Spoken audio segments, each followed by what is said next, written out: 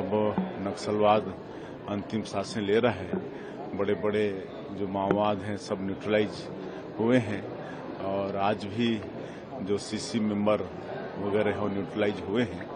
तो माननीय प्रधानमंत्री जी का और गृह मंत्री जी का संकल्प अवश्य पूरा होगा। उसके बाद जो बस्तर क्षेत्र विकास में अछूता है वहाँ भी विकास की गंगा बहेगी।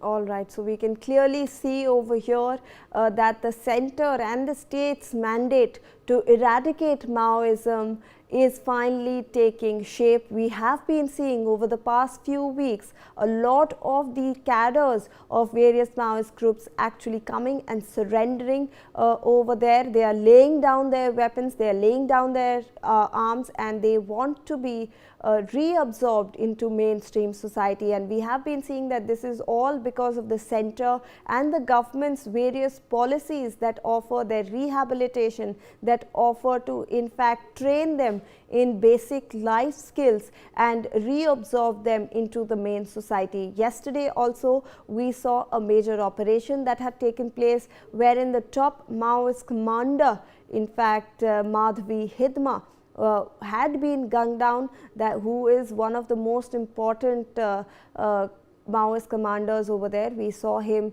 actually being gunned down yesterday, so that was a major breakthrough.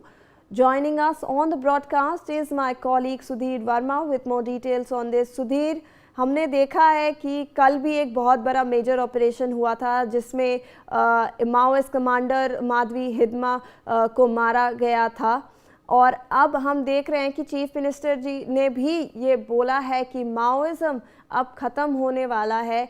Government की ऐसी बहुत सारी स्कीम्स है जिससे बहुत सारे कार्डर्स सरेंडर भी कर रहे हैं। बिल्कुल, जिस प्रकार से केंद्रीय गृह मंत्री अमित शाह द्वारा जो टारगेट सेट किया गया है उसमें कहीं ना कहीं बड़ी सफलता इसे मान सकते हैं। देखा जाए तो हिडमा जो है वो कहीं ना कहीं छत्तीसगढ़ में नक्सली जो है उसको लीड करता था, क्योंकि ऐसे लगभग 23 ऐसी घटनाएं जिनमें जो हिडमा जो था वो कहीं ना कहीं संलिप्त था। जिसमें अगर बात करें सुकमा में जिस प्रकार से उसने लगभग 23 सुरक्षाकर्मी थे उनको कहीं ना कहीं आघात पहुंचा था। साथ ही ऐसी लगभग 24-25 जो घटनाएं हैं उनमें कहीं ना कहीं उसकी संलिप्तता रही, जिसकी वजह से सुरक्षा बलों को कई बार नुकसान भी उठाना पड़ा था। और जिस प्रकार से कल उसकी जो एनकाउंटर हुआ, साथ ही साथ उसकी धर्मपत्नी और समेत 4 अन्य जो नक्सली है उनको भी कहीं ना कहीं ढेर काफी बड़ी सफलता इसे मान सकते। अगर देखा जाए तो लगातार इसकी खोज जो है आंध्र प्रदेश और छत्तीसगढ़ के जो बॉर्डर एरिया थी वहां पर लगातार की जा रही थी। अनुमान लगाया जा रहा था कि इन क्षेत्रों में छुपा, परंतु जिस प्रकार से सुरक्षा बलों ने सर्च ऑपरेशन चलाया, सर्च ऑपरेशन के दौरान इसकी होने की पुष्टि मिली और जिसके बाद कार्रवाइयां की गई। कार्रवाई के बाद जो है इसे कहीं ना कहीं ढेर किया गया और ढेर करने के बाद जो है कहीं ना कहीं इसे बड़ी सफलता सुरक्षा बलों की मान सकते हैं। जिस प्रकार से प्रदेश के मुख्यमंत्री ने भी विष्णुदेव साय जो है उन्होंने भी सुरक्षा बलों की सबसे बड़ी साथ। धन्यवाद Sudhir. Meanwhile, we are shifting focus now. In Thoothukudi, Tamil Nadu, heavy rains have led to waterlogging in several parts of the city. Reports also earlier suggested that due to continuous heavy rain, schools in Chennai, other districts are likely to be closed on November 19th. At present, Chennai is witnessing heavy rainfall due to a low pressure area over the southwest Bay of Bengal. Joining me live on the broadcast is my colleague Raj Kiran with more details on this story. Raj, we are seeing that Thoothukudi in Tamil Nadu is witnessing waterlogging. There is heavy rainfall in the area. What is the ground situation like?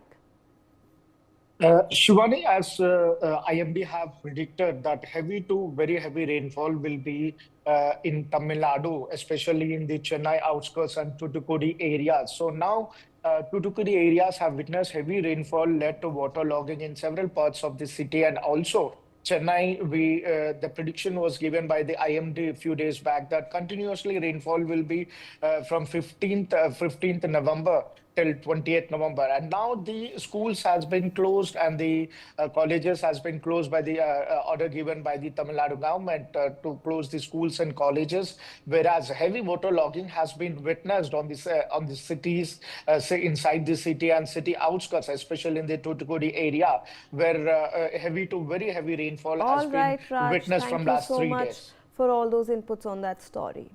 We're shifting focus now. US President Donald Trump has reiterated his claim that he stopped 8 wars during his presidency, including India and Pakistan.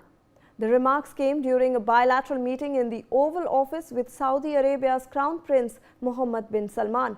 He says, and I quote, "We've done a lot of good with this office. I've actually stopped 8 wars. I have another one to go with Putin.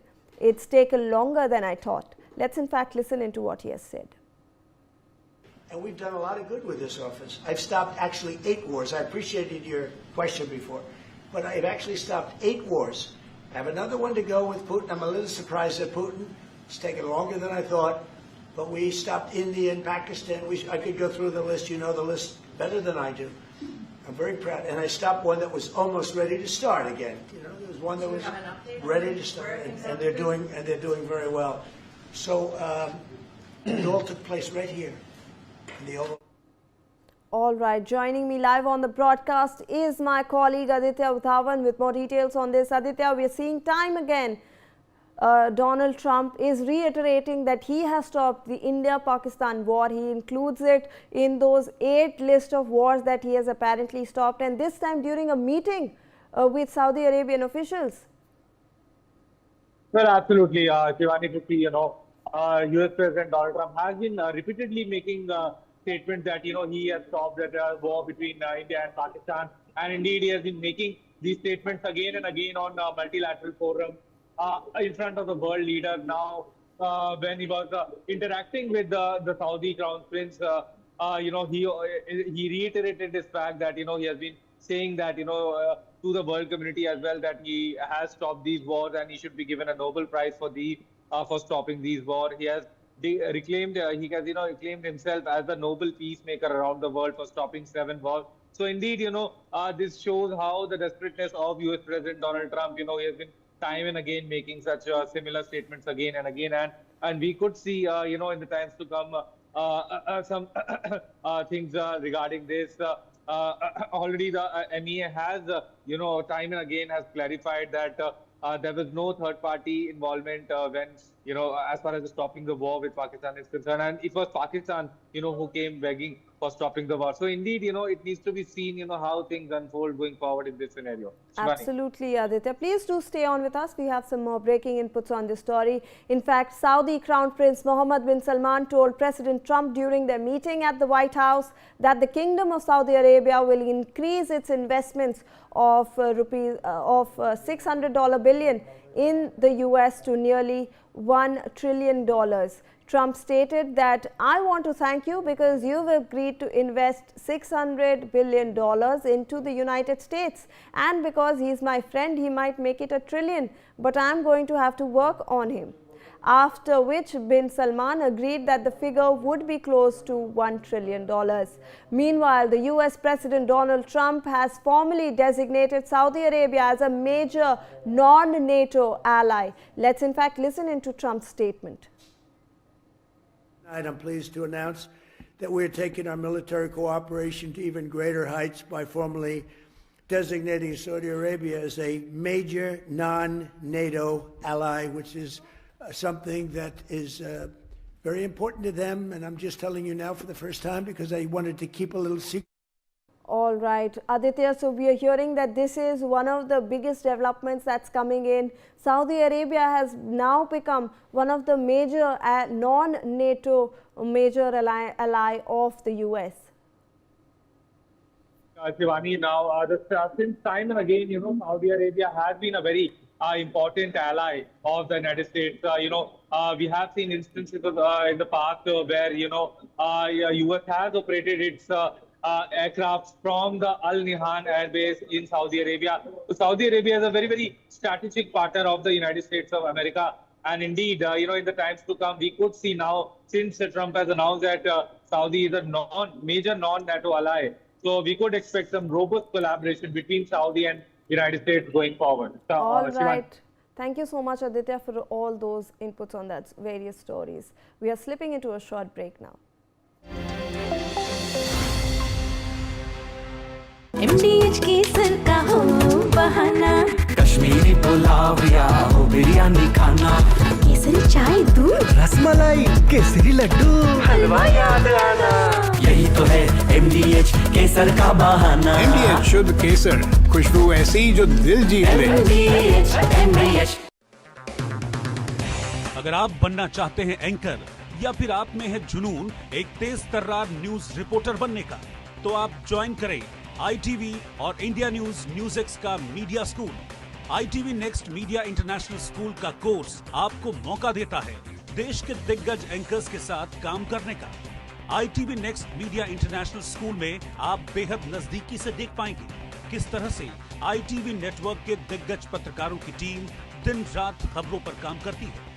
इस course के दौरान आप सीखेंगे anchoring की एक एक बारीकी उन एंकर्स के साथ जो देश को रखते हैं हर खबर से बाखबर। ITV next media international school का ये कोर्स आपके एंकरिंग स्किल्स को करेगा इतना सशक्त मजबूत, जिससे आप बनेंगे पत्रकारिता की दुनिया का वो चमकता चेहरा जो दुनिया देखेगी और पसंद करेगी।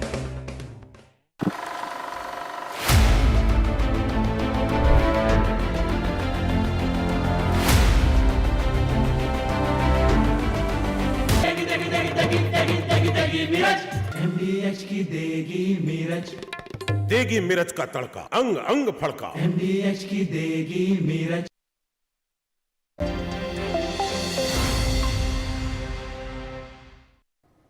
Welcome back. You're watching NewsX and I'm Shivani Singh. Let's look at the top headlines at this hour. Javed Ahmed Siddiqui, chairman of Al Falah Group, has been remanded to ED custody for 13 days by the court. Court observes that alleged financial offences are grave. BJP legislature party to meet at 11 a.m. today to discuss the formation of the new government in Bihar. Meanwhile, JDU legislature party meet to begin at the Bihar Chief Minister's house as well. External Affairs Minister S. Jaishankar meets with Russian President Vladimir Putin during official visit to Moscow for the SCO heads of government meeting.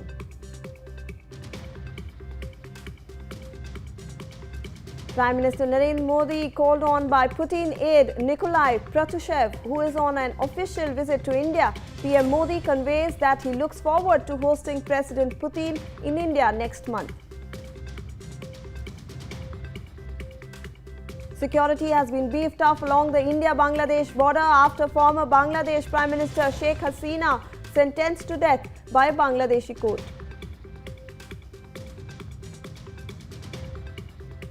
The US House votes 427-1 to compel the Justice Department to release all of Jeffrey Epstein's files. The Senate also says that it will pass the bill via unanimous consent before it heads to President Donald Trump's desk to be signed into law. The top story of the day comes in around the Delhi Red Fort blast case.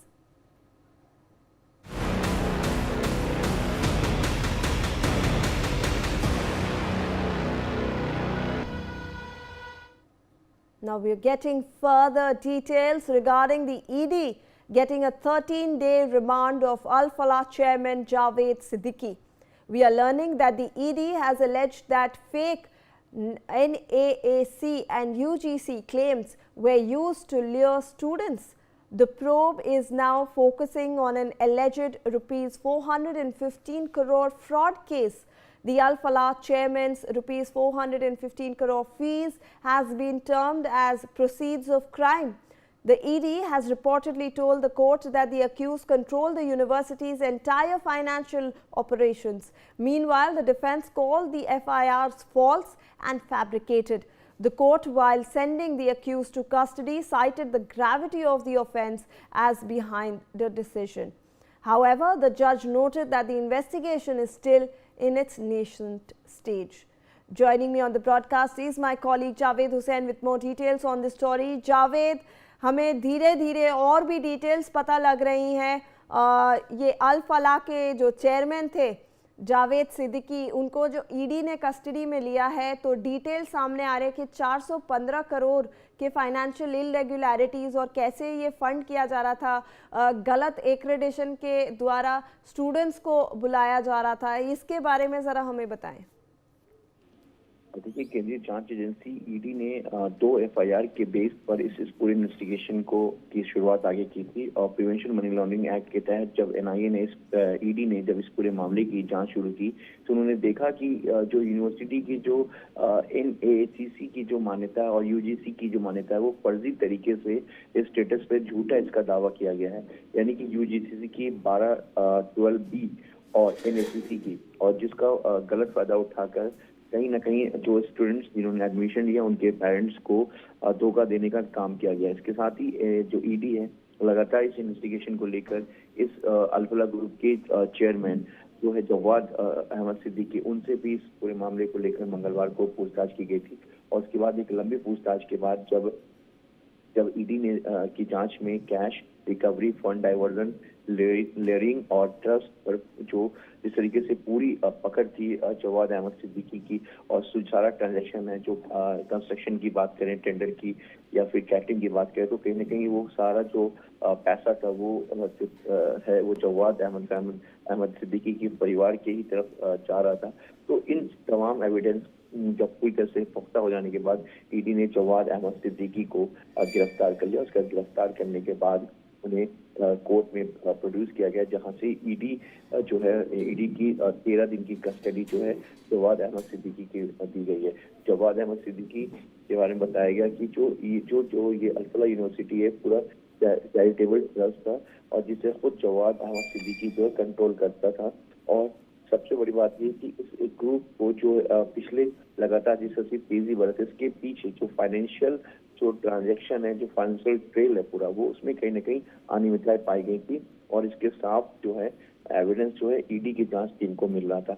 इस bomb blast के बाद जिस तरीके से Alfalah university में इन doctors का जो एक पूरा मॉड्यूल जो सामने आया, उसके बाद से कहीं ना कहीं अल्फला यूनिवर्सिटी जो है एक मेन इन्वेस्टिगेशन का बेस कैंप बन गया।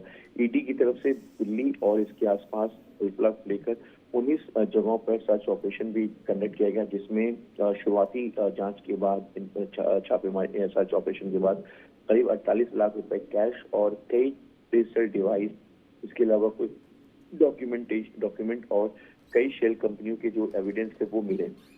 अब ईडी इन्हीं इन्वेस्टिगेशन को लेकर अपनी जांच को आगे लगातार बढ़ा रही है। और जिस तरीके से पूछताछ हुआ और जिस तरीके से जामिया नगर के अल्फला यूनिवर्सिटी के उस दफ्तर में जो तमाम जो कैश और फंड डाइवर्जन इसको लेकर तमाम जो ऐसी चीजें मिली जो कहीं ना कहीं सीधा जवाद अहमद सिद्दीकी से कनेक्शन करता है इनिशियल इन्वेस्टिगेशन में, उस बेस पर जो है जवाद अहमद सिद्दीकी को गिरफ्तार कर लिया गया है। और अब इस पूरे मामले को लेकर इन्वेस्टिगेशन अपनी जांच आगे बढ़ा रही है और ऐसा माना जा रहा है इसमें कुछ और गिरफ्तारी हो सकती है। जी जावेद, हमारे साथ बने रहे। We'll need your inputs on this next story as well. A team of the Central Investigative Agency or the NIA has reached Indira Gandhi Airport to take Lawrence Bishnoi's brother Anmol Bishnoi into custody. After taking Anmol Bishnoi into custody, the NIA team can get him medically examined and present him in the Patiala House Court. सो जावेद, अब हमें खबर मिल रही है कि Lawrence Bishnoi के जो भाई हैं अनमोल बिश्नोई, उनको कस्टडी में लिया जाएगा। वो अभी इंदिरा गांधी इंटरनेशनल एयरपोर्ट पे लैंड करेंगे। देखिए, जो है अनमोल बिश्नोई जिसे कुछ ही देर में बताया जा रहा है कि कुछ ही घंटों में लेकर उसे इंदिरा गांधी इंटरनेशनल एयरपोर्ट पर जो है जो लेकर यहाँ पर टीम पहुंचेगी। जो अमेरिका से लेकर उसे कल ही निकला गया था और इसे जानकारी के मुताबिक स्पेशल जो एक चार्टेड फ्लाइट है उसके जरिए उसमें उसे लाया जा रहा है।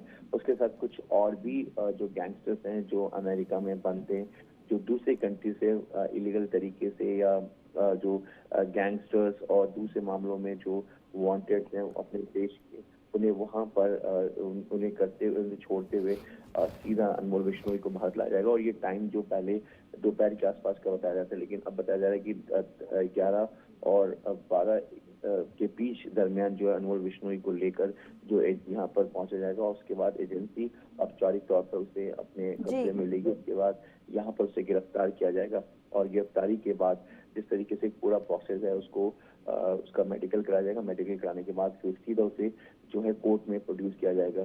कोर्ट में उसके बाद इसको लेकर आगे की जो इन्वेस्टिगेशन है आगे शुरुआत होगी, क्योंकि देखिए इसकी रिमांड की भी मांग की जाएगी NIA की तरफ से।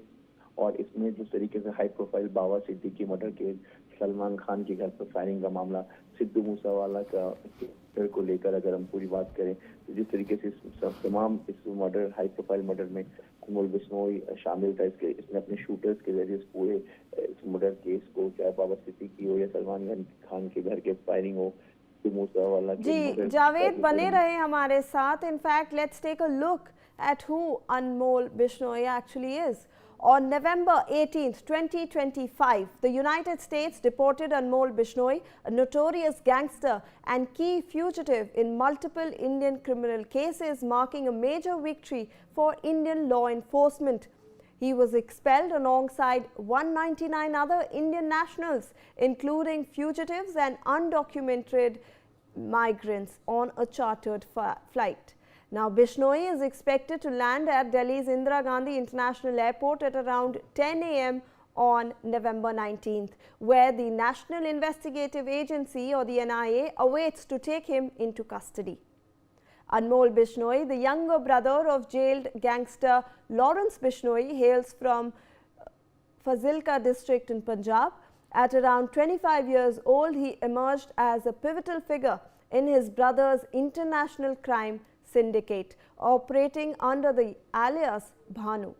Added to the NIA's most wanted list in 2024 with a ₹10 lakh reward, Anmol faces at least 18 cases involving organized crime, extortion and targeted killings across India. Anmol served as Lawrence Bishnoi's chief overseas coordinator, directing operations from abroad despite his brother's incarceration in Sabarmati jail in Gujarat. The syndicate, linked to pro-Khalistan groups like Babbar Khalsa International, engages in drug smuggling, arms trafficking and extortion, targeting celebrities, politicians and businessmen. Anmol's roles involved encrypted communications to issue threats and fund terror activities. Anmol Bishnoi is also a prime conspirator in the 12th October 2024 assassination of NCP leader Baba Siddiqui outside his son's Bandra office in Mumbai. Investigators allege that he communicated with the shooters via Snapchat, providing logistical support. The murder, executed by Lawrence Bishnoi gang members, led to over 24 arrests, with Anmol's extradition now enabling deeper probes into the syndicate's network. In May 29, 2022, murder of Punjabi singer Sidhu Moosewala, Anmol allegedly supplied weapons and coordinated logistics from exile. Now, gang associate Goldie Brar initially claimed responsibility, citing revenge for a rival's death, but NIA probes link Anmol directly to the plot. This high-profile case propelled him to fugitive status, highlighting the gang's vendetta-driven violence against cultural figures. Anmol was detained in the US in November 2024 after entering illegally via Nepal, Dubai and Kenya on a forged Russian passport. Held in Iowa's Pottawatomie County jail, his asylum bid failed in Louisiana court. Now, Indian agencies including Mumbai Police, NIA pushed for extradition. Meanwhile, Baba Siddiqui's son Zishan received DHS confirmation of removal, ending Anmol's evasion, paving the way for trials in India. So clearly there you have it, that entire journey of Anmol through the years as a gangster. तो जावेद, हम अब देख रहे थे कि अनमोल बिश्नोई किस तरह से बहुत सारे क्रिमिनल एक्टिविटीज़ में इन्वॉल्व था। ओवरसीज़ में जो मैनेजमेंट था वो अपने भाई को मदद करता था, ड्रग ट्रैफिकिंग, आर्म्स स्मगलिंग और बहुत सारी जो ऐसी केसेस हुए हैं जिसमें कल्चरल आइकन्स को शूट किया गया है वो भी सामने आ रहा है। एंड उसकी जो वापसी है उससे NIA को बहुत बड़ा फायदा होगा क्योंकि प्रोब्स अब सीधे डायरेक्शन में जा सकती हैं। देखिए, अनमोल बिश्नोई जो है एक बहुत बड़ा गैंगस्टर है जो अपने भाई लॉरेंस बिश्नोई को एक पूरी तरीके से सपोर्ट कर रहा था और उसके गैंग में उसकी पोजीशन नंबर 2, नंबर 3 भी थी। लॉरेंस बिश्नोई गैंग जब रोहित वोडारा से अलग हुआ और जो गोल्डी बरार है वो भी लॉरेंस गैंग से जब अलग हुआ तो उसके बाद सारा जो कमान है लॉरेंस बिश्नोई का, अनमोल बिश्नोई, इसके अलावा हैरी बॉक्सर और कुछ और गैंगस्टर्स हैं, आरजी बिश्नोई जो इस पूरे सिंडिकेट को संभाल रहे थे। और लॉरेंस बिश्नोई पे आपको बता दें कि नादिर शाह जो एक हाई प्रोफाइल मर्डर केस जो कि दिल्ली के ग्रेटर कैलाश में एक बिजनेसमैन को गोली मारी गई थी जब वो जिम से बाहर निकल रहा था, उसमें भी अनमोल बिश्नोई का नाम सामने आया था और उसने इस पूरे मर्डर केस को अपने एसोसिएट हाशिम बाबा के साथ मिलकर इस पूरे मर्डर को एग्जीक्यूट करवाया था। और आपको बता दें कि अनमोल बिश्नोई पूरे देश में या विदेश में अपने दुश्मनों से लेकर जो बिजनेसमैन जिनको वो टारगेट करता था, एक्सटॉर्शन की बात करें या फिर एक्सटॉर्शन से पहले स्टाइलिंग की वारदात को बात करें, इसलिए कि ताकि वो डर कर कोई भी बड़ा बिजनेसमैन बढ़ेकर एक्सटॉर्ट का जो पैसा दे सके। इस पूरे मामले में जो है अनमोल बिश्नोई तकरीबन पूरे देश और विदेश में तकरीबन अपने 700 शूटरों को हैंडल करता था, उनको पूरी तरीके से ऑपरेट करता था और एक क्राइम सिंडिकेट का एक पूरा जो सिंडिकेट है लॉरेंस गैंग का वो से ऑपरेट कर रहा था। अनमोल ने कई बार जो है धमकी भी बड़े बड़े बिजनेसमैन से लेकर अंडरवर्ल्ड डॉन दाऊद इब्राहिम को भी वो धमकी दे चुका था Baba Siddique high profile murder case के बाद। और जिस तरीके से सलमान खान और लॉरेंस बिश्नोई का जो मामला था उसको लेकर भी अनमोल ने कई बार अपने शूटरों को उस तरह की रैकेट करने के लिए भेजा था। और In fact, this is a very big arrest and big boost for the NIA as soon as he lands over here in Delhi. We are shifting focus now. BJP leaders begin to arrive for the party's legislature meeting at the party's state office. The party is meeting to discuss details of the Bihar government formation. Meanwhile, UP Deputy CM Keshav Prasad Maurya, who has been appointed as the BJP central observer for the election of the leader of the legislative party in Bihar, has said, and I quote, "You will get to know whatever happens. Bihar and the country will progress and the NDA will remain strong." Let's in fact listen into what he has stated. जो होगा जैसे जैसे होता जाएगा वैसे वैसे आपको बताया जाएगा। जो होगा अच्छा होगा, बिहार आगे बढ़ेगा, देश आगे बढ़ेगा, एनडीए मजबूत है। Joining me on the broadcast is my colleague Shailendra Kumar with more details on this. Shailendra, धीरे धीरे सारे नेता पहुंच रहे हैं वहां पर। जो मीटिंग की जो एरिया है पार्टी के स्टेट ऑफिस पे, हमने देखा कि यूपी के जो डिप्टी सीएम है केशव प्रसाद मौर्य, उन्होंने कहा कि एनडीए स्ट्रांग रहेगा।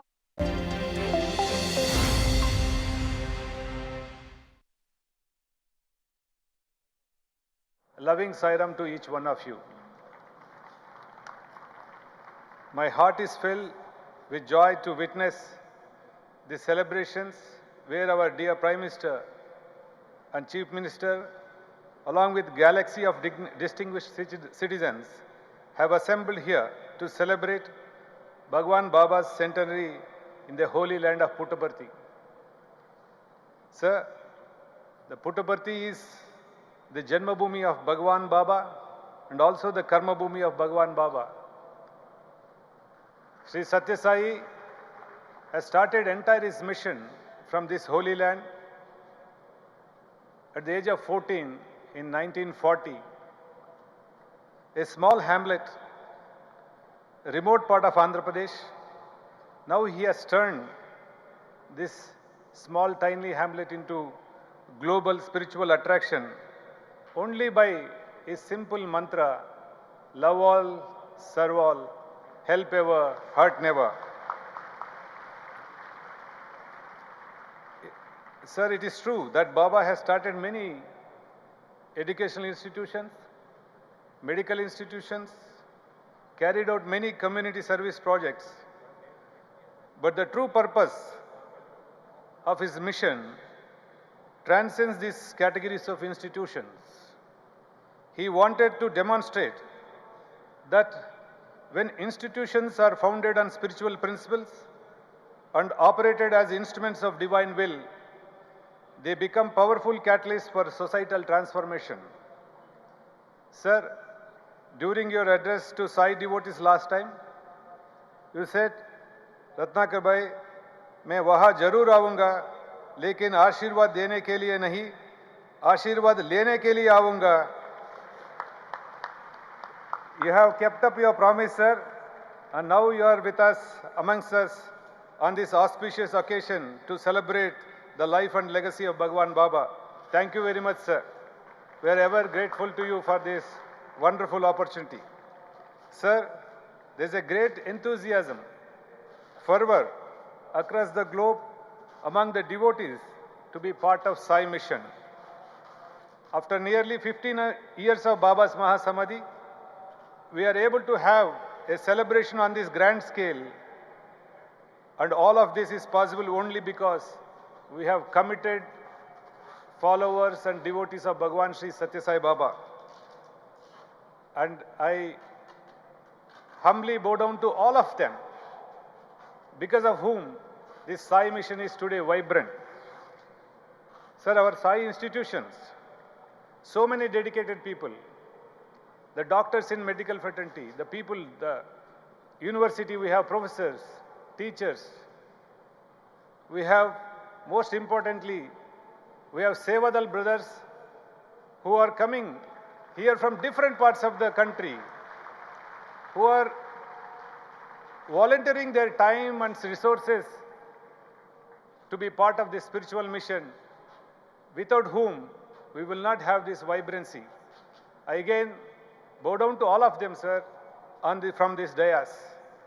And also we have a beautiful educational institutions, and from these institutions, there are many of them students who have passed out, they're again coming back and being part of this glorious mission. Their support is invaluable for all of us, sir. And in such wonderful, loving Sai family we have, and lives it with a lot of love for, and only binding factor is love for Baba. Baba always used to emphasize on selfless service, and such a selfless service can be done only by cultivating detachment and renunciation. Sir, mother and motherland were very close to Baba. He always talked about motherland to all the students, all his devotees, whenever he had an opportunity. Sir, his mother asked only one simple thing. When this Puttaparthi was growing, he said, a small clinic here is required because there are no medical facilities. Listening to her and her call, he created super specialty hospitals in this tiny hamlet. And she asked for small school for those village boys who have to walk almost 3 to 5 kilometers to go to school. She asked him, just create a small college, and he created a university in this very place, sir. Sir, recently I was listening to a podcast. I do follow your podcasts and your interviews. And something very touching that you mentioned, sir. You said about your beloved mother. My mother has not studied. Meri maa padhi likhi nahi hai. But told me, काम करो बुद्धि से, जीवन जियो शुद्धि से. This is a mantra, sir. This is a mantra which for all mothers in this country should give to their children. I am sure you have followed this dictum of mother, which has made you a world leader, sir. Sir, today I have to mention very important thing for us. Our Honorable Chief Minister, Shri Nara Chandrababu Naidu Garu, said Satya Sai centenary celebrations is a state function. We will all celebrate amongst full of state, entire state we should celebrate, and declared it as a state function, sir. We are beholden to you, sir, for this great honor. Today, this grand function is being celebrated together with state government and the trust, and we see the vibrancy and the effect of that. So, thank you for all the support, sir. With all such noble sons and daughters, we fervently hope that this grand centenary year will lay a strong foundation for next 100 years of love and service for the country and for the entire humanity. Jai Sai Ram, Jai Hind.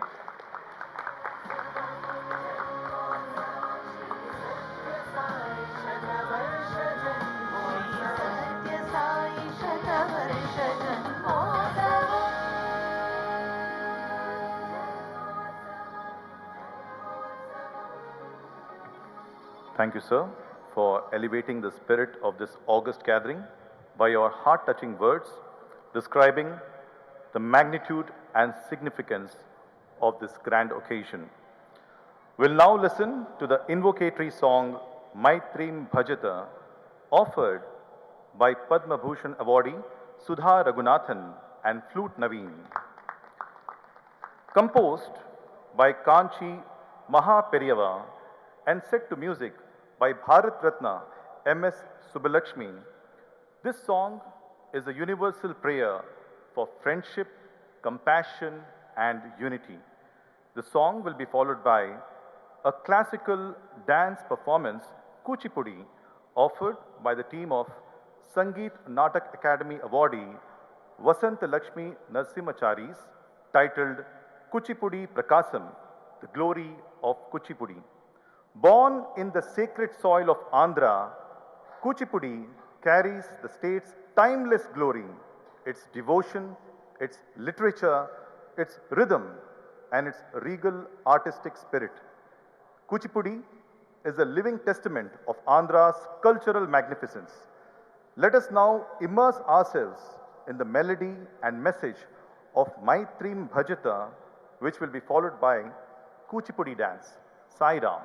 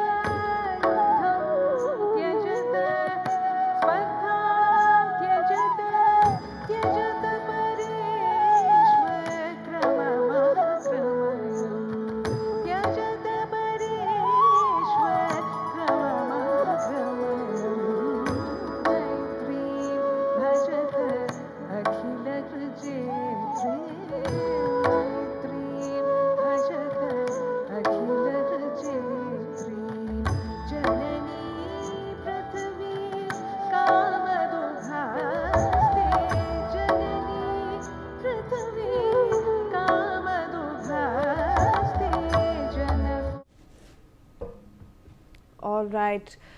Welcome back. We will be looking at the top headlines at this hour.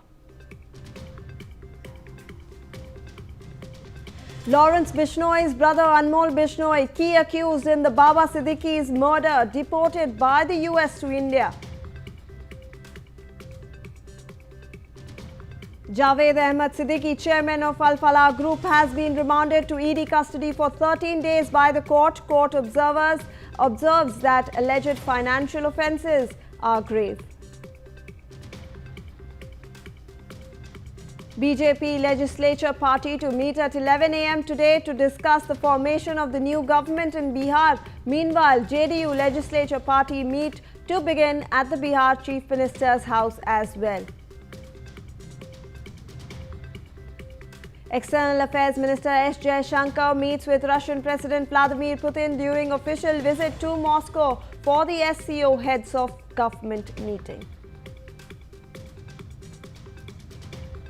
Prime Minister Narendra Modi called on by Putin aide Nikolai Patrushev, who is on an official visit to India. PM Modi conveys that he looks forward to hosting President Putin in India next month. Security has been stepped up along the India-Bangladesh border after former Bangladesh Prime Minister Sheikh Hasina sentenced to death by a Bangladeshi court.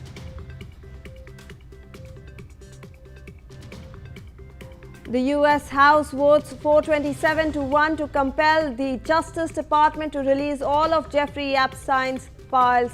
The Senate also says it will pass the bill via unanimous consent before it heads to President Donald Trump's desk to be signed into law. All right, the top story that we're looking at today comes in from Andhra Pradesh, where the Andhra Pradesh police have arrested 50 Maoist operatives across Krishna, Eluru, NTR, Vijayawada, Kakinada and Dr. Ambedkar Konasima districts, delivering a major blow to the organization's South Buster and Dandakaranya networks. The detained individuals include senior Maoist leaders, logistics experts, communication operatives and armed platoon members, party members, many of whom were closely associated with Madhvi Hidma, the Central Committee member of CPI Maoist Party. Joining me live on the broadcast is my colleague Raj Kiran with more details on this story. Raj, now we are learning of more arrests that have happened. Please take us through the details. Yes, almost more than 25 to 29 people has been arrested by the Andhra Pradesh police, especially in the Vijayawada, Vizag and Konasima district, Krishna district and Nellore district. These are the districts where almost more than 28 people of Maoist sympathizers has been arrested by the Andhra Pradesh police, and they have recovered many weapons from there and also the letters related to Maoist leaders, and they are in constantly touch with the Maoist leaders who are in Chhattisgarh border. So now the Andhra Pradesh police cracked down many people from Andhra Pradesh. Almost 28 people has been arrested since yesterday. In last 24 hours, 28 people has been arrested by the Andhra Pradesh police, especially in the Vijayawada.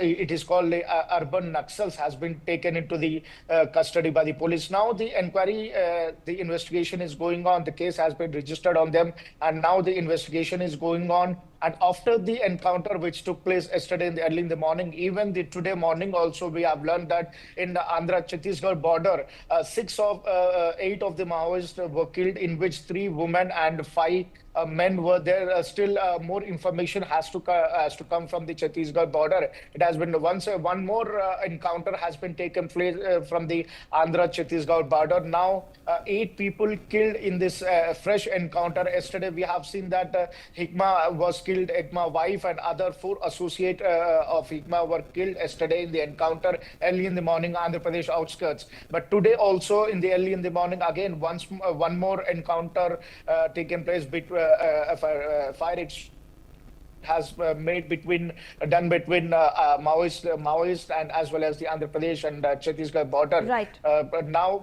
it is learned that 8 people killed in that, but more information has to come in that. All right. Thank you so much, Raj, for all that information. We're shifting our focus now. Raids are currently underway by the Anti-Terror Intelligence Unit of J&K Police. The counter-intelligence raids are underway at the Central Jail in Jammu. According to information, the Pakistani network inside Jammu and Kashmir jails are on the intelligence agency's radar. The raids aim to dismantle the terror infrastructure backed by Pakistan. Several suspects in touch with Pakistan handlers are currently being raided by counter-intelligence Jammu.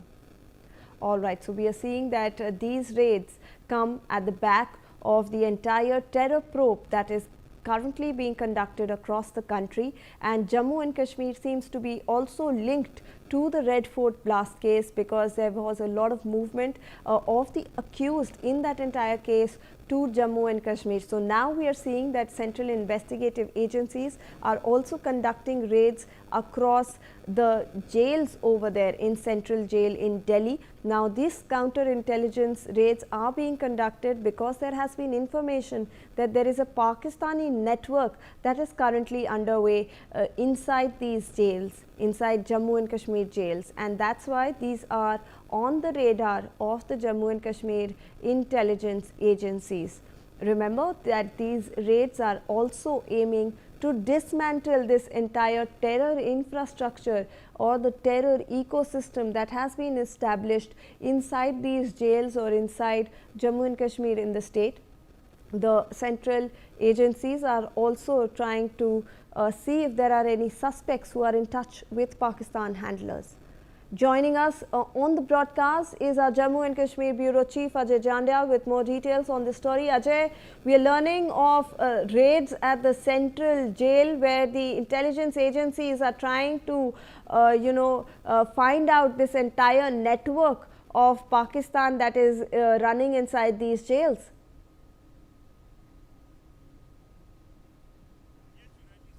This is required as well, because what we have seen that for last several days the things unfolding, that is a matter of concern for the authorities as well, because Faridabad explosive recovery, then Delhi blast, and then when things started unfolding, that how number of medical professionals, they were basically involved in the terror module, that indicates that these are the major nexus which has to be broken, and that's why authorities are ensuring that if somebody is sitting in a jail, they are helping the terrorist and the the radicalization and the other people over there sitting across. That has to be nabbed, and that's why the raids are going in on different jails of Jammu and Kashmir, including the Kot Balwal jail, where number of top commanders and the terrorists are sitting there. So that's why this is Jammu and Kashmir Police counterintelligence wing is ensuring that they have to inquire and search the jails and ensure that if they are using any communication or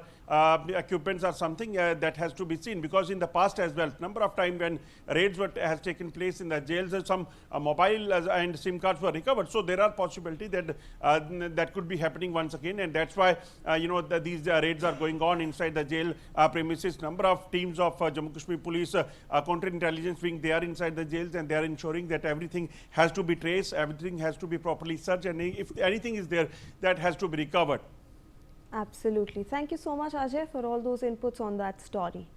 Moving on now, in breaking news coming in from Kerala, 2 flights from the Middle East region to Sri Lanka were diverted to Thiruvananthapuram International Airport due to bad weather over Colombo. One was a Turkish airline flight from Istanbul with 258 passengers and 10 crew members, and the other one was of Sri Lankan Airlines from Dammam in Saudi Arabia with 188 people, including 8 crew members on board. Joining me on the broadcast is my colleague Belly Thomas with more details on this. Belly, because of bad weather, there have been flight disruptions. Could you take us through the details? The adverse weather conditions over Colombo have forced the diversion of 2 international flights to Thiruvananthapuram International Airport in Kerala, and one of the diverted flights was a Turkish airline flight originating from Istanbul, carrying 258 passengers and 10 crew members. And the second flight, that's operated by the Sri Lankan Airlines, departed from the Dammam in Saudi Arabia with around 188 people on board, including 8 crew members. Both flights have safely landed at Thiruvananthapuram around 7 a.m. Today. And Thiruvananthapuram International Airport authorities have efficiently managed the unscheduled arrivals, ensuring the passengers and the crew were all taken care of during the unexpected stopover in Kerala's capital. Once the weather conditions over Colombo improved, the flight departed from the Thiruvananthapuram International Airport at around 8:38 a.m. and 8:48 a.m. respectively, continuing their journey towards Sri Lanka. The airport's prompt landing of the situation highlighted its readiness to accommodate such emergency diversions, and the diversions were attributed to severe and persistent bad weather over Colombo's airspace, which rendered safe landings at Colombo's airport impossible at that time. Such diversions underscore the challenges posed by the unpredictable weather patterns impacting international flight schedules in the region. Back to you. Absolutely. Thank you so much, Pelly, for all those updates. We're shifting focus now. An ex-professor as well as a couple have lost over rupees 5 crore after threats over terror links. The elderly couple and a retired professor in Pune district recently fell victim to a digital arrest scam, collectively losing over rupees 5 crore after cyber criminals posing as law enforcement officers coerced them into transferring their life savings. The retired engineering professor from Pune lost nearly rupees 3.08 crore, while the elderly couple from Pimpri Chinchwad were defrauded of rupees 2.14 crore in the digital scam. Joining me on the broadcast is my colleague Brian Thomas with more details on this. Brian, we are now seeing that even though there have been directives by the central and state agencies regarding such digital arrest case and scams that are happening, we are now seeing that another set of individuals have fallen prey to this. Could you take us through the details of what happened? Professor and an elderly couple from Pune have fallen victim to a major digital scam, arrest scam rather, collectively losing more than 5 crore. Cyber criminals impersonating law enforcement officers threatened the victims with fabricated terror links and even coerced them into transferring their life savings to alleged verification accounts. The retired professor alone was duped of 3 crore. While the couple from Pimpri Chinchwad lost around 2.14 crore to the same modus operandi, and not only that, authorities have launched a probe into what appears to be a highly coordinated cyber fraud network targeting senior citizens. Yes. All right, Brian. Thank you so much for those details. Meanwhile, Pakistan's Defence Minister Khwaja Asif has said that Pakistan cannot ignore the Indian Army Chief's remarks, adding that India could consider launching a full-scale attack. According to reports, he warned that tensions with the Afghan Taliban could embroil Islamabad in a two-front war, emphasizing that India is the primary cause of tensions between Afghanistan and Pakistan. He further stated that countries like Saudi Arabia, the United Arab Emirates, Iran and China have called for an end to cross-border infiltration into Pakistan. Joining me on the broadcast is our Jammu and Kashmir Bureau Chief Ajay Jandal with more details on this. Ajay, we have been seeing how Pakistan is embroiled in a state of war with Afghanistan almost. Now they are blaming India for it, and the Pakistan's defense minister is also saying that we do not know when India will launch a full-scale attack. Yes, we have to understand the words of Khwaja Asif, who is Pakistan's defense minister, and he is saying that, we must remember the words of Army Chief of India. And the words of Army Chief of India was clear that if any, terror attack will take place, then India will change the history and the geography of the Pakistan. So it means that they are admitting that whatever happened in Delhi, that is only because of the Pakistan, and Pakistan is behind it. So if they are admitting and then they need to be worried, they need to be scared, and that is what basically is happening, that Pakistan is scared enough because they know the internal situation of Pakistan, whether it is in Balochistan, in Khyber Pakhtunkhwa, that is worst. And they are also facing tough time because of the Afghanistan, because they have launched two attacks on in Afghanistan, and that's why Afghanistan is also ready to give befitting reply to Pakistan. And if India will launch an attack, then definitely Pakistan need to be worried. But India is clearly saying that we will investigate the matter, we will investigate it, and if anything found, then we will decide and definitely punish the culprits, those who are responsible for the killing of innocent civilians over there in the in Red Fort there in Delhi. Absolutely, Ajay. Please do stay on with us. So we have another breaking input on this story. Chief Minister of Khyber Pakhtunkhwa, Pakistani Sohail Afridi, has exposed the Pakistan government's terror policy, which he said benefits from fake terrorist attacks in the Khyber Pakhtunkhwa region. Reportedly, Afridi accused Islamabad of fueling staged terrorist attacks, even while blocking efforts towards peace in the volatile Khyber region. He accused Islamabad of manufacturing terrorism for its political agenda. His statement comes amid a surge in violence that has plagued the northwestern province bordering Afghanistan. Now, Afridi alleged that certain powerful factions in the federal setup benefit from perpetual instability. In his statement, he has stated, and I quote, "The mindset that has dominated Pakistan for 71 years and never wanted peace in Khyber Pakhtunkhwa has proven through the abduction of our guests that this terrorism is completely fabricated. They manipulate peace as per their interest, not the people's will." In his statement, he quoted, and I said, he said, and I quote, sorry, "The mindset that has dominated Pakistan for 71 years never wanted peace in Khyber Pakhtunkhwa, and this is not the people's will." In fact, I want to go across now to my colleague Ajay Jandyal with for more details on this. Ajay, we are now seeing that a person from Pakistan, the Chief Minister of Khyber Pakhtunkhwa, is stating that there are some elements in the Islamabad administration that are orchestrating these fake terrorist attacks because they do not want peace in that region, and that has been their policy since the last 71 years. Truth that we know now the Pakistani politicians and definitely person sitting on the responsible chair in the Khyber Pakhtunkhwa. On the responsible chair in the Khyber Pakhtunkhwa, Chief Minister of that that area, that state, he is saying that Pakistan is basically disturbing peace by carrying out attack, and Islamabad is behind it, and that clearly indicates that he is blaming the central agencies of Pakistan for the same.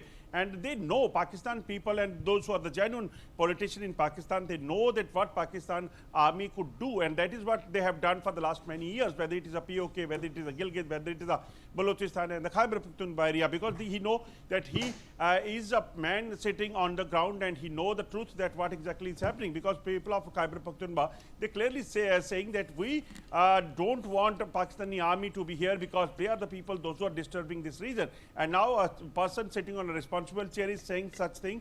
It means a lot, and definitely international community must see that what Pakistan is claiming and what the truth is.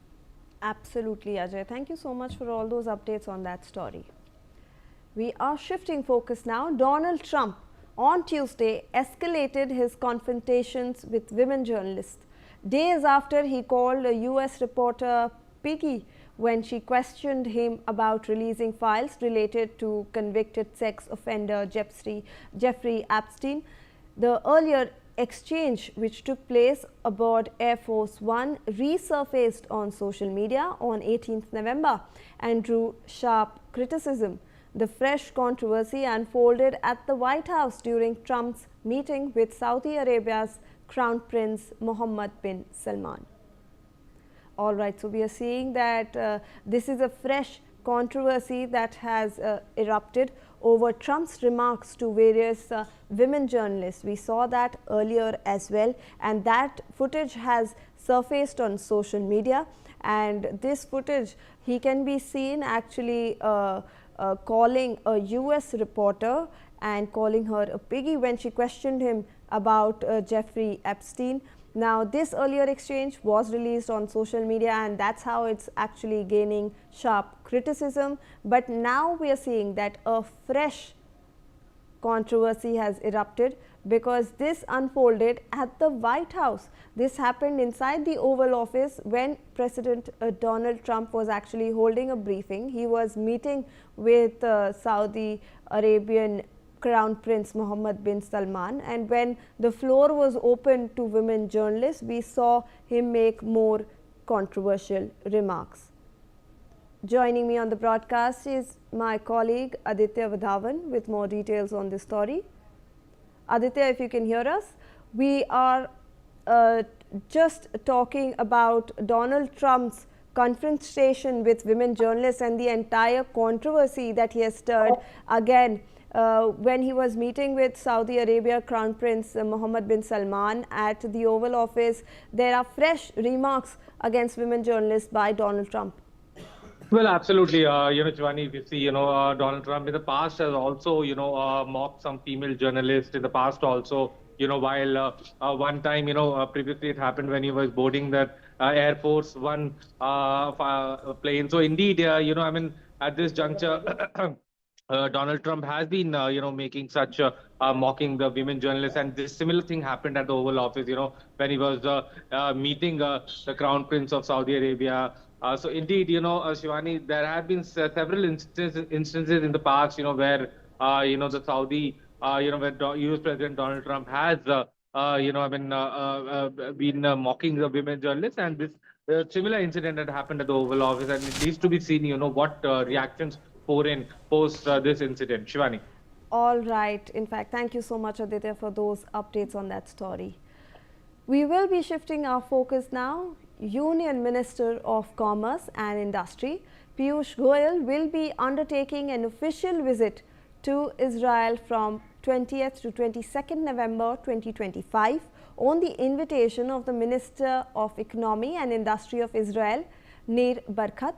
The visit underscores the growing strategic and economic engagement between India and Israel and reflects the shared commitment of both countries to deepen bilateral cooperation across trade, technology, innovation and investment. Piyush Goyal will be accompanied by a 60-member business delegation facilitated by CII, FICCI, ASSOCHAM and Startup India. I want to bring in my colleague Aditya back into this conversation. Aditya, we were just talking about how our Piyush Goyal has now been invited to Israel and he will be taking a 60-member strong delegation over there. Take us through the details, please. Oh, well, absolutely, Shivani. Indeed, the Indian delegation will travel to Israel, and definitely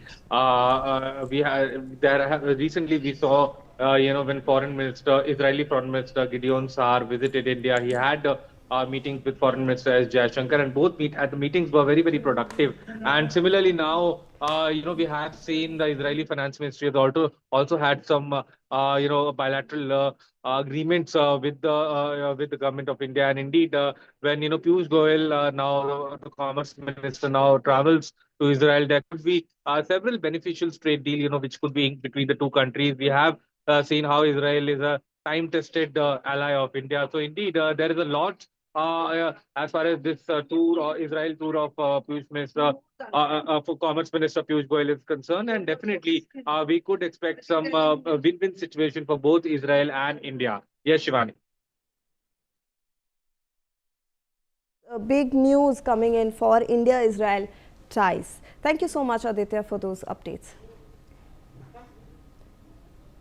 Now, in the latest updates coming in, Minister Manjinder Singh Sirsa has given a statement on the pollution in Delhi. He has stated that the dust that builds up on the roads and the pollution from vehicles, to address this, hotspots have been identified across Delhi. He further added that the ministers are conducting inspections today. Following the orders of the CM, we are trying to address these hotspots. Approximately 62 more such hotspots have been identified.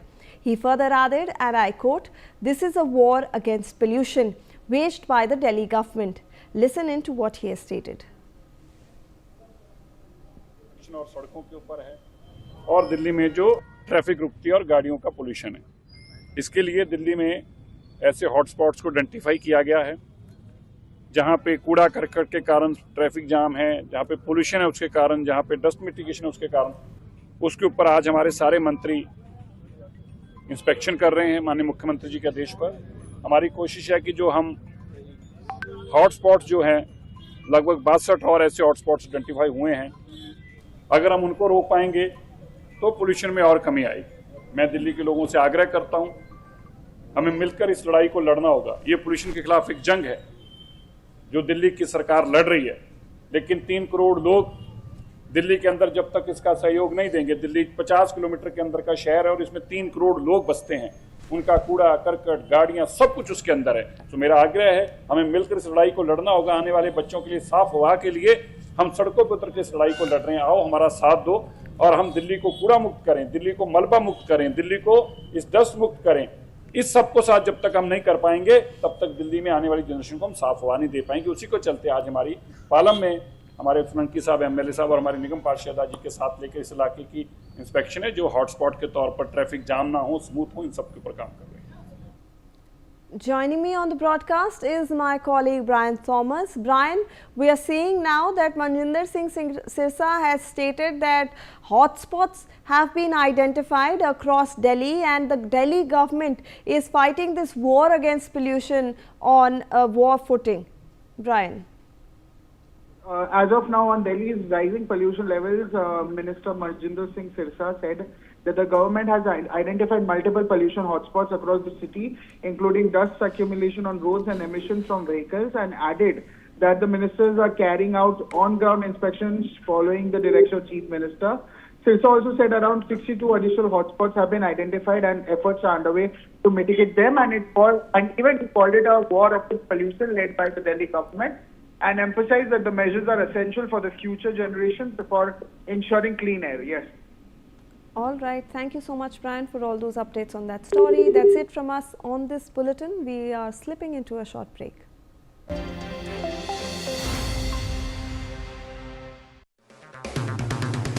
अगर आप बनना चाहते हैं anchor या फिर आप में है जुनून एक तेज तर्रार न्यूज रिपोर्टर बनने का, तो आप ज्वाइन करें ITV और इंडिया NewsX का media school. ITV next media international school का कोर्स आपको मौका देता है देश के दिग्गज एंकर्स के साथ काम करने का। ITV next media international school में आप बेहद नजदीकी से देख पाएंगे किस तरह से ITV नेटवर्क के दिग्गज पत्रकारों की टीम दिन रात खबरों पर काम करती है। इस कोर्स के दौरान आप सीखेंगे एंकरिंग की एक एक बारीकी उन एंकर्स के साथ जो देश को रखते हैं हर खबर से बाखबर। ITV next media international school का ये कोर्स आपके एंकरिंग स्किल्स को करेगा इतना सशक्त, मजबूत, जिससे आप बनेंगे पत्रकारिता की दुनिया का वो चमकता चेहरा जो दुनिया देखेगी और पसंद करेगी।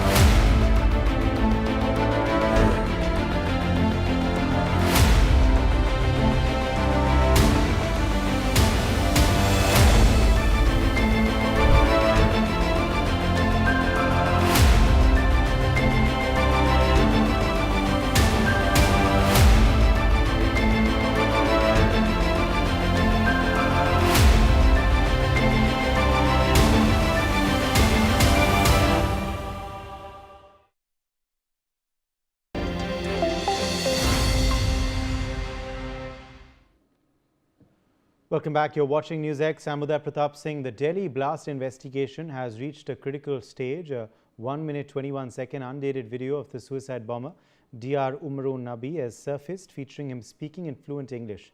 In the video, Omar describes suicide bombing as a misunderstood concept and refers to it as a martyrdom operation. What's more shocking is his assertion that many argue against suicide bombing as if it's debatable. He concludes by stating that one cannot determine the time or place of their own death. We're exercising extreme caution and not airing the video, but this raises serious questions. What does this tape indicate about Umar's psychological status and his terror plan? Joining us to discuss this further are our guests. They will be joining us shortly. In fact, we have Major General J.K. Bansal, defense expert, live with us. Bhaskar Rao, former police commissioner, is live with us. Asta Aluwalia, psychologist, is also joining the broadcast. Major General Bansal, let me begin with you first. What do you make of this sensational video that has come out? The date is not yet known, but it could be soon before he took this extreme step. What does it tell us about his psychological status, also about his plan and his connection with this blast, which now increasingly does look like a suicide operation? Good afternoon, Uday. To me, this video appears to be that he was trying to make a video to influence other colleagues and to circulate it. If you I have seen the video and carefully one observes, he is not very good at speaking, and he was referring and seeing again and again some text maybe on computer or on written page, and he was repeating those sentences again and again. And he was trying to make this video, trying to edit it in the form that yes, so that he can influence other white collar educated people by using all these words repeatedly. He used that suicide bombing is one of the very misunderstood concept. It is a martyrdom operation, and the one is going to know where he is going to die, time and place. So by this video, this was made long back, and not a very good recording place also, because background sound or some proper mic was not there. So I think he was rehearsing to make a video to popularize himself as a motivator. Of course, he was totally radicalized, and his ideology itself shows that he has done this. And this university, this university appears to be involved in such kind of thing, because the FIR was already there by the University Grant Commission and NNEC for the some false mispresentation and this accreditation. So everything was going, and it is not understood how this 3,000 kg, this ammonium nitrate came over there. So this the involvement of university is also in question, and now the ED and NIA, they are doing, and this was found in his laptop. The further investigation will tell what is exactly it is. But to me, firsthand, I feel that he was trying to make a video and rehearsing it again and again to circulate in the associate and other colleague. Back to you there. Right. In fact, Bhaskar Rao, a former police commissioner, also live with us. Bhaskar Rao, what do you believe was the intention behind this video, and what kind of further clues will it give the investigating agencies? See, educated people are now being drawn into the terror infra. So this was some kind of an appeal, like how the Learned General was mentioning, that to draw in more people and radicalize them. This is nothing but a radicalization tape. Because suicide bombing in Islamic terror is nothing new. We have come across several instances where they have died while carrying the bomb with them. They have died along with the bomb, and they have deliberately killed themselves also, like what you have seen. They learned how to fly and went and crashed into the WTC over there. So this is an attempt to ensure that over the ground people come into the fold of terrorism, and they also become part of this Islamic terror, or rather to see that the fear of suicide is not there. Though suicide is, what he's saying, is not permitted in Islam. Suicide is not permitted in any religion for that matter. It is not permitted in Hinduism also, nor in Jainism, nor in Christianity, nowhere. God has given life, so you ought to live your life all along over there. So this is an attempt to get more people who are hesitant or fence-sitters, that you should do something courageous and don't shirk from your responsibility. And as regards Islamic terror is concerned, it has no national boundaries. It is only saying that sacrifice yourself for the greater good of Islam, and you will be rewarded for the life that you have sacrificed. So the huge number of youngsters, they have joined ISIS in Islamic State of Syria and Iraq. They have gone over there. Several places they have volunteered to go, saying that they are going there to defeat or defend Islam over there. So this is radicalization at its highest pitch over there. There is radicalization through crypto messages also, and through YouTube, etc., etc. So any person who is sort of vulnerable will feel that it is a matter of pride to give his life for the sake of his religion. So this is just shopping for bombers. Okay, let me in fact also get in Astha Ahluwalia. Astha Ahluwalia, what do we learn about his psychological status, his justification of suicide bombings, his indoctrination techniques, through this video? We don't quite know the date, but perhaps it was not too long before the Red Fort blast date. So I don't think this video is just a simple man speaking and talking about radicalized ideas. I think it is a product of a long psychological pipeline that is aimed to redefine violence. It is aimed to redefine what suicide bombing really looks like. And what such things highlight is that this is a gradual process which is driven by identity vulnerability. It is aimed at people who feel that they are unseen, wronged, or alienated, because anger is the easiest emotion to trigger in a human being, and the easiest emotion to pull people into a very black and white kind of ideology and thinking. And these videos then become narrative takeovers where extremist groups give a ready-made story that explains why suffering offers purpose, belonging, meaning, etc. And it's almost like a moral reframing where violence is reframed as duty, sacrifice, and even divine purpose. And then these spaces become echo chambers for reinforcing religious stories, religious narratives that are there. And most oftenly, the the this is to recruit emotionally vulnerable youth, create a very heroic narrative around violence, give a more religious and more moral language which overrides natural empathy that most people share. And the aim is to evoke the outrage or fear, that allows a human being. And these are very obvious psychological tools that most people use. Fear and anger are very, very easy emotions to trigger in human beings. And these then become crafted to influence anyone who is already on the edge. And that's how people often get pulled in. And if we look at his video, there is almost like a calmness in the way he is speaking. There is composure, there's confidence, and a lot of conviction. But this calmness may not necessarily be looked at as calmness or mental stability. In fact, it signals to an ideological certainty, a very strong belief system. When somebody is deeply indoctrinated and is emotionally completely flat to, and rehearsed to experience or feel anything else, they're not speaking from themselves anymore. They are speaking for, an internalized script which is already present in their mind. And this becomes a very easy lure to bring in people to believe this narrative. Right. Let me also, in fact, quickly go back to you then, Major General Bansal. At the end of the day, of course, this seems to have been, made with a purpose. What do you believe that purpose was according to you? And also, do you believe that this does tell us about the educated radical which exists in society?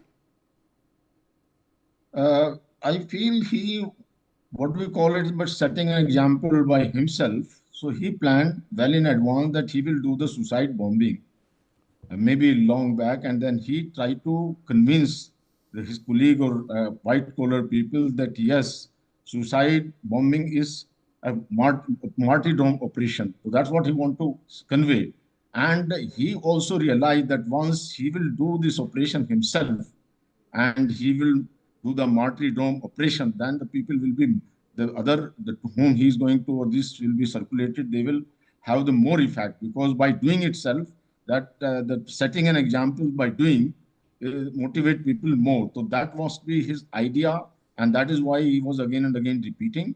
And I feel that as such, he is not a good influencer by speaking, because there are so many people who can influence people by ex-tempo speaking, making appeals, and they can motivate people. He was trying to make a video by rehearsing, by editing, that yes, he will do one day this suicide bombing and will call it as the martyrdom operation.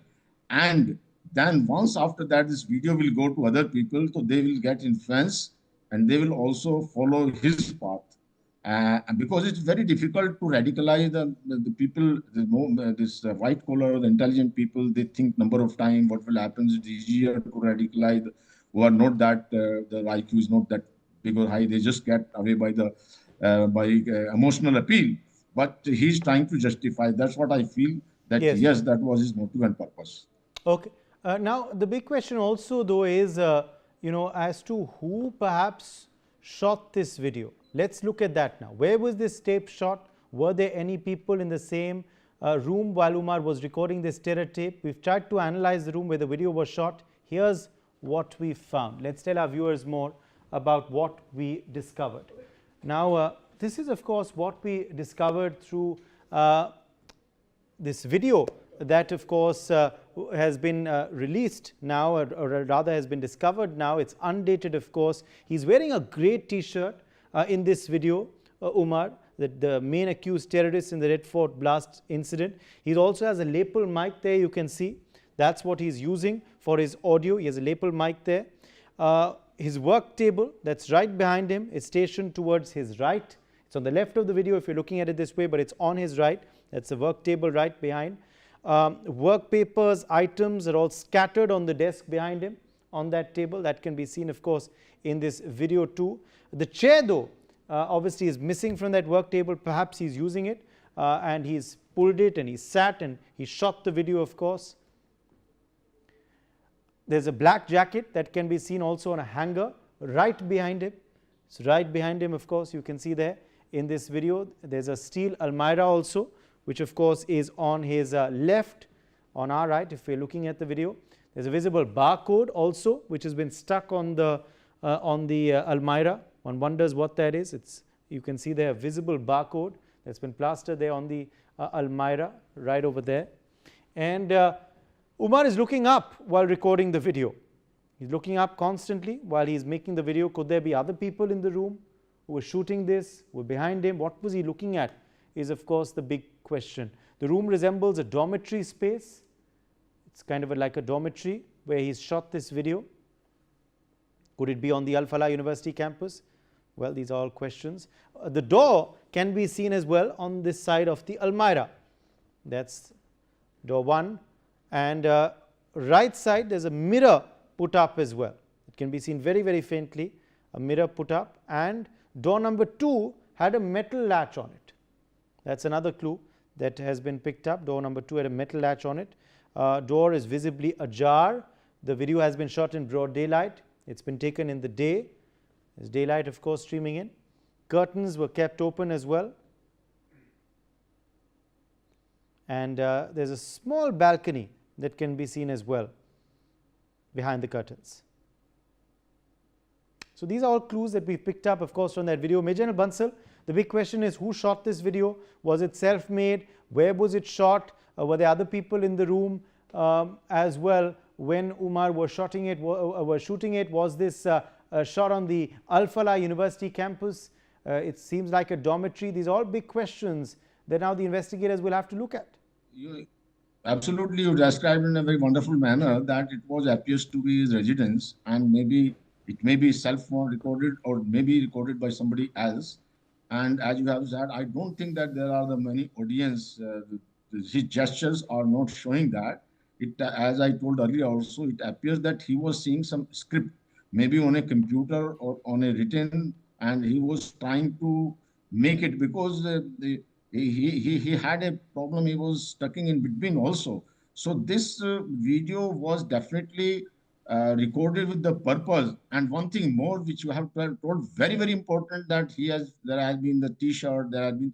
So he wanted to convey this message to modern people that yes, you just follow this radicalization, because it's not only that the people, mostly Mullah Maulvi, they go to the crowd which is more on a religious mind, but he was trying to send this message to the other of this elite crowd, or the doctors, engineers, or the educated people. That is the idea, and that is the symbol, that is the background he made. And basically, this is just as Shaheen has done, so many doctors, 200 doctors, he robbed in for this particular purpose, because to rob in any intelligent person or a person with some kind of thinking and logic, it is very difficult unless their own colleague does this kind of thing. So that was the idea which